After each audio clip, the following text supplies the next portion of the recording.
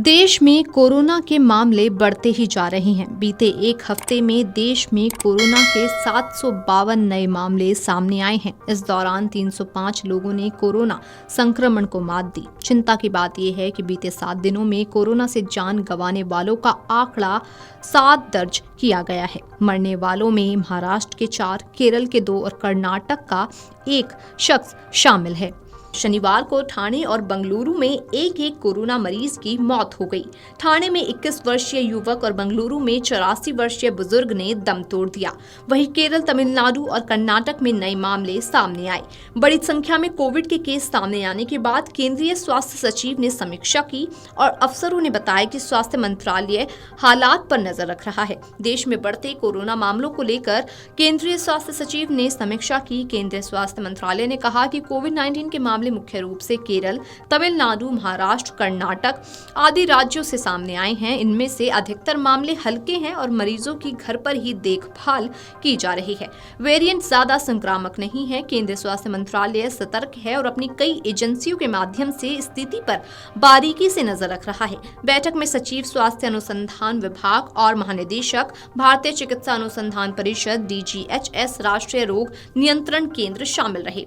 ठाणे में कोरोना संक्रमित युवक की मौत हो गई। टीएमसी की ओर से जारी विज्ञप्ति में कहा गया कि गंभीर मधुमेह से पीड़ित 21 वर्षीय एक युवक की सुबह कलवा स्थित टीएमसी के छत्रपति शिवाजी महाराज अस्पताल में मौत हो गई। अस्पताल अधीक्षक डॉक्टर अनिरुद्ध ने बताया कि उसे मधुमेह संबंधी दिक्कत के कारण गुरुवार को भर्ती कराया गया था और शुक्रवार रात को उसकी कोविड-19 जांच रिपोर्ट पॉजिटिव आई।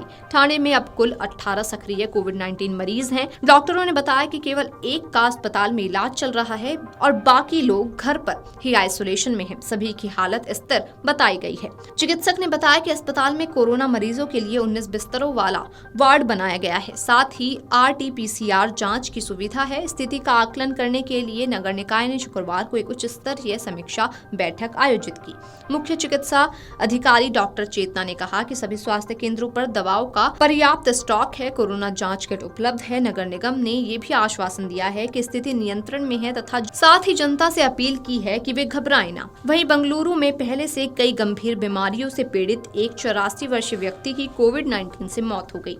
उनकी टेस्ट रिपोर्ट पॉजिटिव आई है। स्वास्थ्य अधिकारियों ने शनिवार को बताया कि मरीज को 13 मई को वाइटफील्ड स्थित एक निजी अस्पताल में भर्ती कराया गया था और 17 मई को बुजुर्ग की मृत्यु हो गई। उनका कोविड टेस्ट का नतीजा शनिवार को पॉजिटिव आया। स्वास्थ्य विभाग के अनुसार राज्य में अब तक 38 कोविड मामले सामने आए हैं, जिनमें से 32 बेंगलुरु में हैं। केरल से लेकर मुंबई और दिल्ली तक बड़ी संख्या में कोरोना संक्रमित मिल चुके हैं। इसे लेकर सरकार ने सभी राज्यों और केंद्र शासित प्रदेशों के अस्पतालों को अलर्ट पर रहने के निर्देश दिए हैं। अस्पतालों को कहा गया है कि वे बेड और ऑक्सीजन का पर्याप्त इंतजाम कर लें। दिल्ली में अब तक 23 केस मिल चुके हैं। कोविड के मामलों में उछाल ओमिक्रॉन JN.1 वेरिएंट के प्रसार के कारण आया है। डॉक्टर बता रहे हैं कि वेरिएंट काफी सक्रिय है, लेकिन विश्व स्वास्थ्य संगठन ने इसे चिंताजनक वेरिएंट घोषित नहीं किया है। मौजूदा कोविड मरीजों में आमतौर पर हल्के लक्षण आ रहे हैं। संक्रमित व्यक्ति 4 दिन में ठीक हो जाता है। इसके सामान्य लक्षण बुखार, नाक बहना, गले में खराश, सिर दर्द, थकान और थकावट शामिल है। साथ ही कोरोना से बचने के लिए दूसरों से कम 1 मीटर की शारीरिक दूरी बनाए रखें, भले ही वे बीमार ना दिखें। वायरस को फैलने से रोकने के लिए भीड़ भाड़ और नजदीकी संपर्क से बचें। अपने हाथों को लगातार साबुन और पानी से धोएं और फिर सैनिटाइजर का भी इस्तेमाल करें। खांसते या छींकते समय अपने मुंह और नाक को रुमाल और टिश्यू से ढकें। बाहर जाते समय या भीड़ भाड़ वाली जगहों पर मास्क जरूर पहने। ध्यान रखें कि आपका मास्क आपकी नाक और मुंह पर अच्छी तरह से लगा हो और अच्छी तरह से वो कवर करे। मास्क पहनने से पहले, उसे उतारने से पहले और बाद में और किसी भी समय इसे छूने के बाद अपने हाथ साफ करें। Video desk amarujala.com। अगर आप ये वीडियो YouTube पर देख रहे हैं तो हमारे चैनल को सब्सक्राइब कर बेल आइकन दबाएं और Facebook पर देख रहे हैं तो हमारे पेज को लाइक करें।